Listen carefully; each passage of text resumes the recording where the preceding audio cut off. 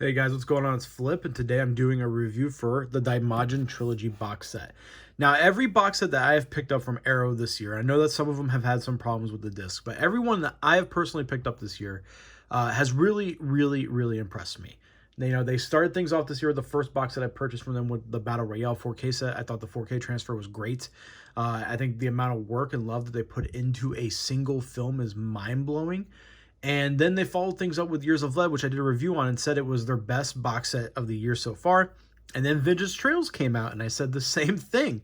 But they keep one upping themselves, and I think this is hands down, just from everything, from a packaging standpoint to the films themselves to just the special features. This is the most bang for your buck I think you can get. And if you are a fan of these films, and I think these films are very interesting, and we're going to get into a little bit of the history of these films real quick. So this trilogy, all three films came out in 1966. So they released all three of these films in the same year, which is really crazy considering how impressive the special effects are and how well they hold up even by today's standards. So all three of these movies are directed by a different person. So the first one is directed by Kimiyoshi Yasuda. The second one is directed by Kazuo Mori. And the third one is directed by Kinji Misumi. Now, all of these directors are known for their period pieces, or also referred to as Jidaigeki, or they're also called Chambara films. Yasuda has worked on the Yokai Monster series. He's worked on the Zatoichi series, and he's worked on Sleepy Eyes. Kazuo Mori has done Samurai Vendetta, Shinobi no Mano series, and he's also done some Zatoichi films. And then Kinji Misumi, of course, did 5 out of the 6 Lone Wolf and Cub movies. So all of these guys have a very have a very unique genre that they put a lot of effort into, and this is pretty much a period piece. This is a period piece featuring a giant monster, and I wouldn't really go as far to say kaiju. Because it is like a god. It's like a stone god. He's not as big as most kaiju are, but it's really hard to classify these, because at times I would say, yes, this is a period piece, or this is a samurai movie.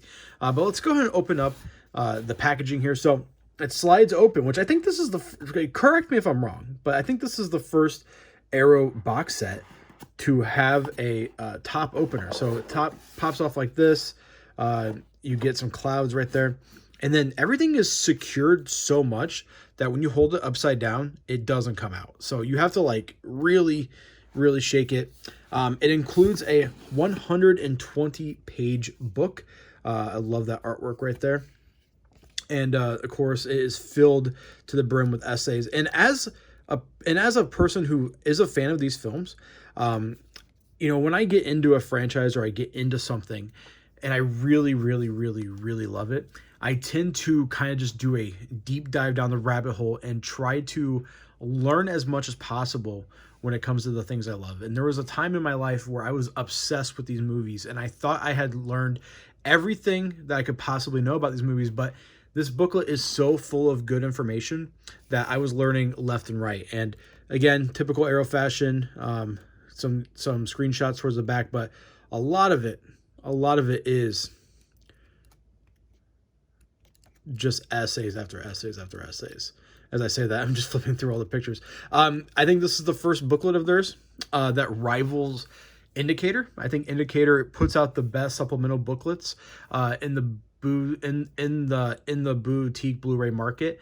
And I think Arrow has done a great job with Years of Lead, and I think they've done a great job with Vintage Trails. But this is, I think, a high point for them, and it's absolutely incredible. So props to them on that. And then we get the movies themselves. So they are in slimmer cases. I got to kind of pull everything out there. There is Daimajin. There is The Return of Daimajin. Now, all of this artwork is done by Matt Frank. And then there is The Wrath of Daimajin. So how I viewed these is I am a subscriber to the Arrow video player, and I had watched these the moment that they came up on their service. So these were up quite early, actually, like surprisingly early. I don't know what the decision behind that was, but I watched them, and then I rewatched them with the commentaries that that are included on these discs. So I used to have the Mill Creek Entertainment release, and this is leaps and bounds better than that release. I mean, visually and audio wise, it looks great.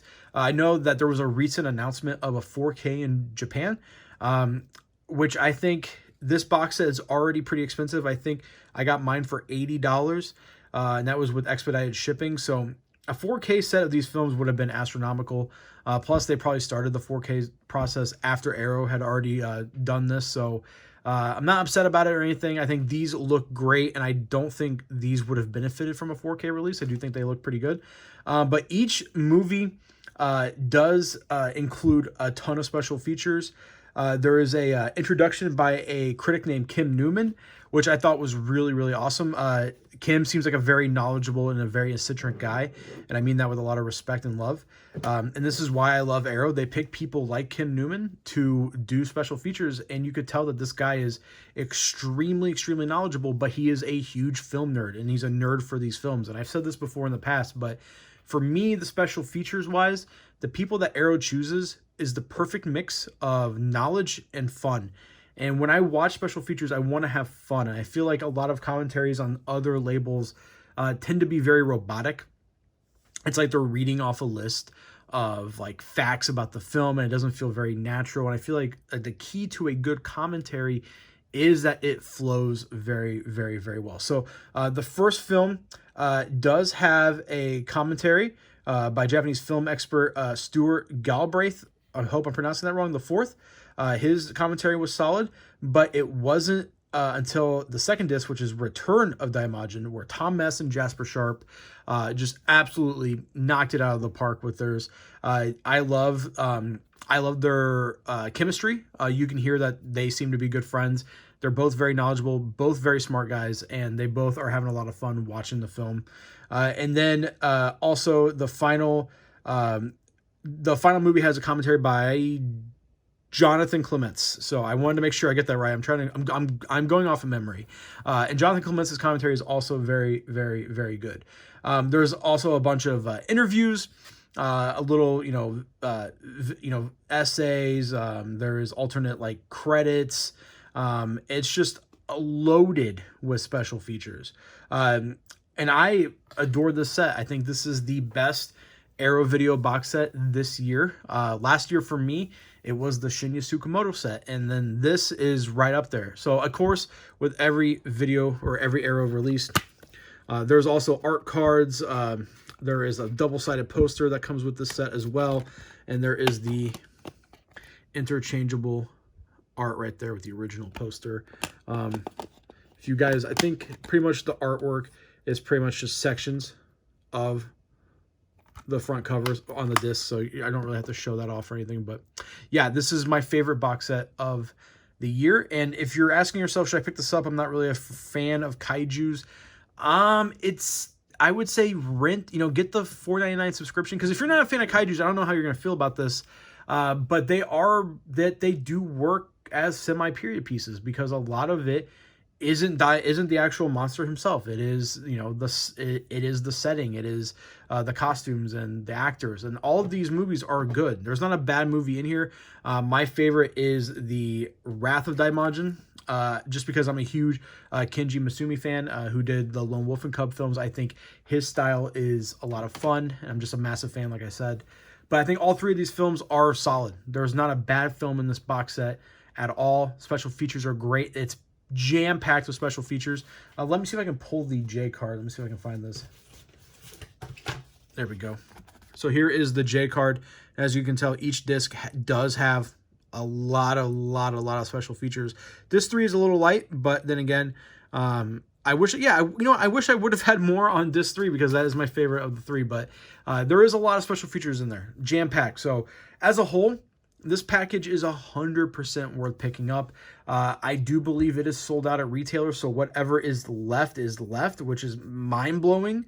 I heard some figures that there was 5,000 copies, and they're already starting to sell out. So, but anyways, guys, let me know what you think. Are you picking up the Daimajin Trilogy box set? And if you are, let me know if you're already a fan of the series, and what's your favorite movie in the set.